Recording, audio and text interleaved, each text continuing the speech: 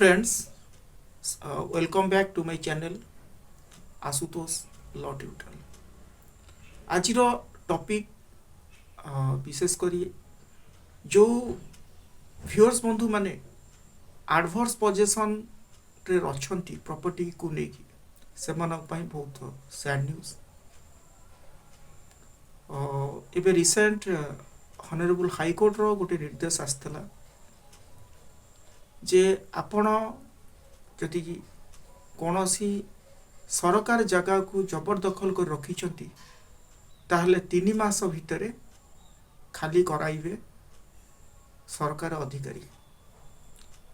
ए नै कि honourable high court रो गोटे ऐतिहासिक राय निश्चित रूप से गोटे क्वेश्चन आपण मन आसुथिबो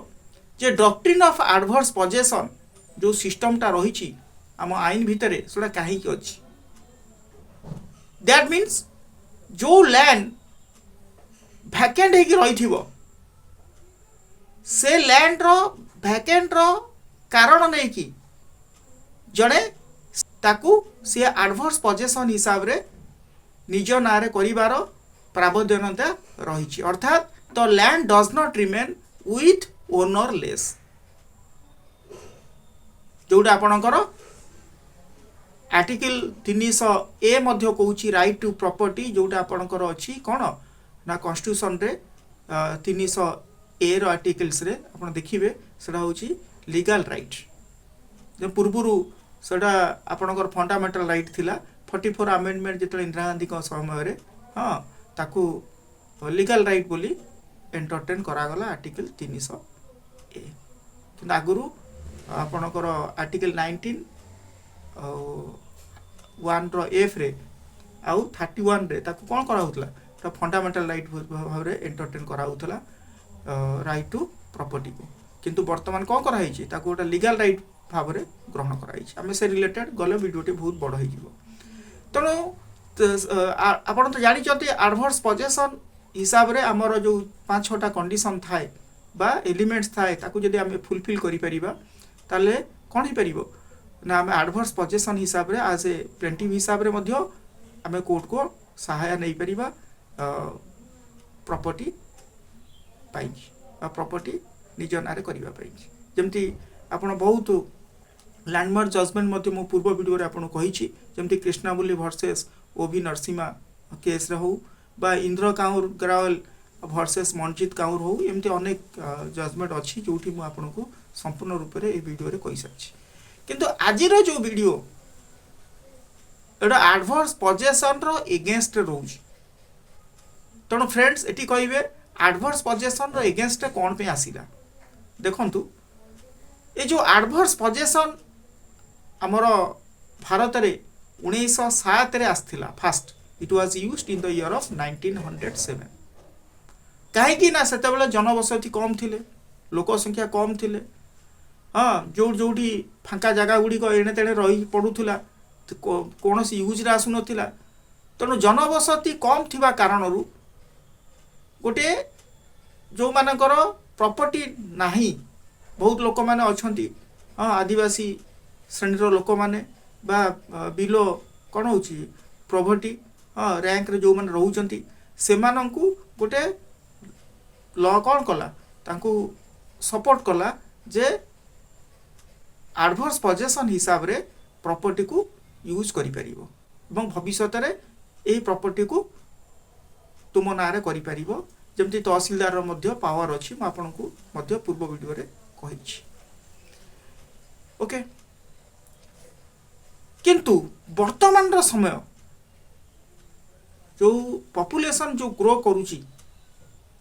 आपण इमेजिन करंतु वर्तमान रो पॉपुलेशन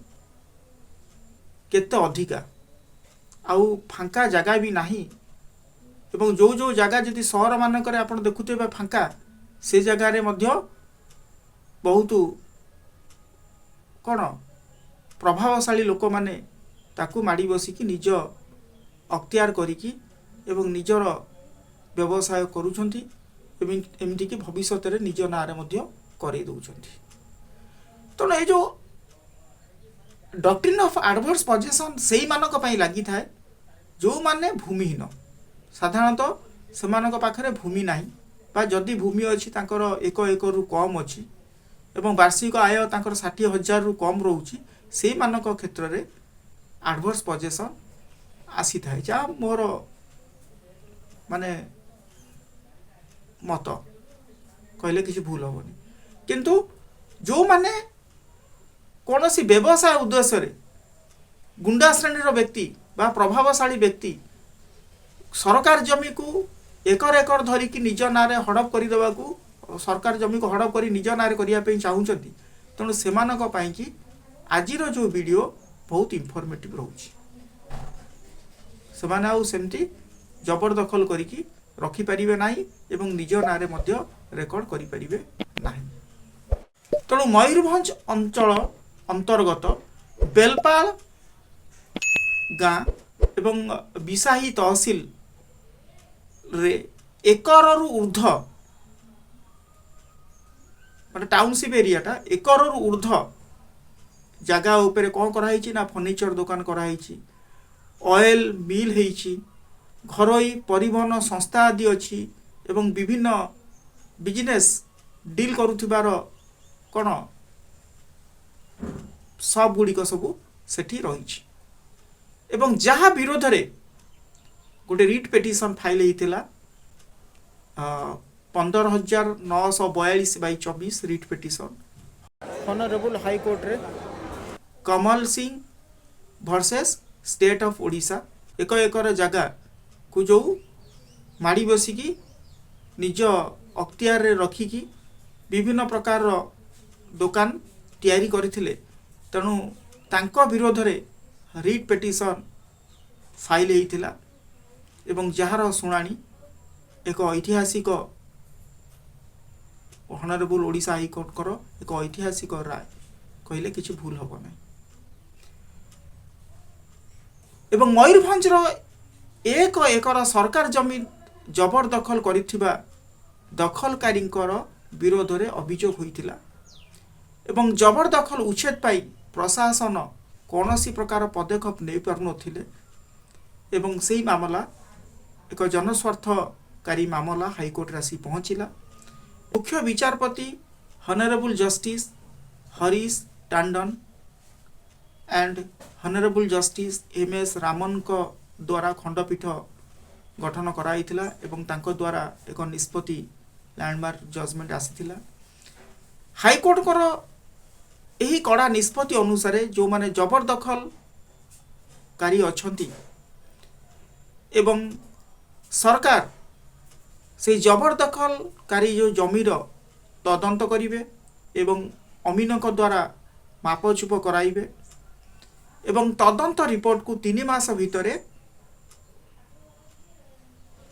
फाइल करिवे एवं उच्छेद प्रक्रिया मध्य 3 मास भितरे संपन्न हब एवं आवश्यक स्थल रे पुलिस रो मध्य सहायता निया जाई पारिबो। ओके फ्रेंड्स आपण बहुत रिपोर्ट रु जानी देबे ये सब विधानसभा रे मध्य तथ्य अंतर्भुक्त अच्छे जे हजार हजार एकर गोचर अनावती आदि को प्रभावशाली व्यक्ति माने निज अधीन रे करी आसीचंती आम ओडिशार एवं राज्य रो कथा जदि आमे कहिबा ताले 11,20,000 हेक्टर रु अधिक जगह जबरदखलकारी कब्जा रे अछि 20,000 रु ऊर्ध्व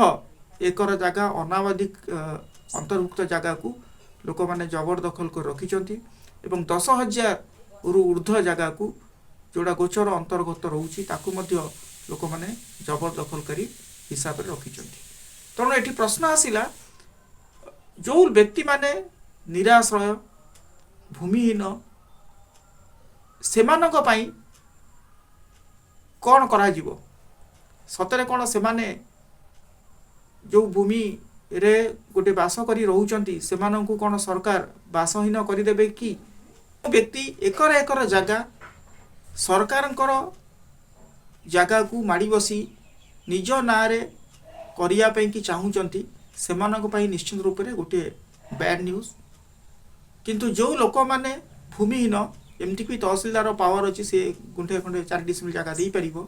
एवं जो माने कर जगह नाही संपूर्ण रूपे निराश्रय सेमानक पई होय तो एमती किछि पदक्षेप तांको एगेंस्ट रहिबो नाही बोली म आशा करूची किंतु सबले अलर्ट रुहंतु कोनोसी मुहूर्त रे भी आपण कोनोसी सरकार जगह को एनक्रोचमेंट करिकी आपण दखल करी रखंतु नाहु कारण सरकार निश्चित रूप से आपण एगेंस्ट इविक्शन नोटिस दायर करिवे